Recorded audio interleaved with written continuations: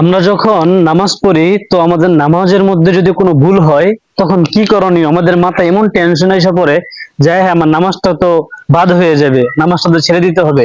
আসলে নামাজের মধ্যে যদি কোনো ভুল হয় তখন নামাজের মধ্যে একটা সাহস সেজদা নামক একটা জিনিস আছে। তো সর্বশেষ আমরা সাহস সেজদা দিয়ে ফেলবো। সাহস সেজদা কি জিনিস?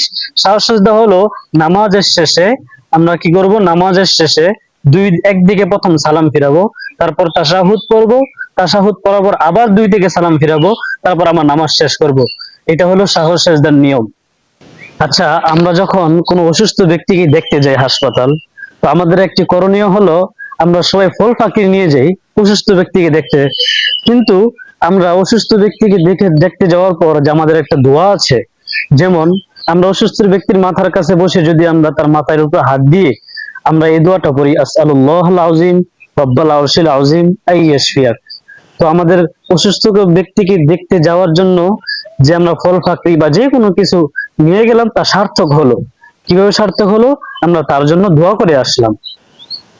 আচ্ছা, আমাদের একটি বিষয় হলো খুব জানা দরকার, সেটা হলো আমরা অনেকেই ভুল করি একটা জায়গায়। সেটা হলো আমরা যখন নামাজের মধ্যে বেশিরভাগ আমরা সবাই সূরাতুল ইখলাস অর্থাৎ কুল হুয়াল্লাহ সূরাটা আমরা সবাই পড়ি।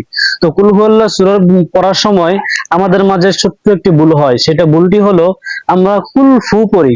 আসলে কুল ফু শব্দটা না, কুল হু।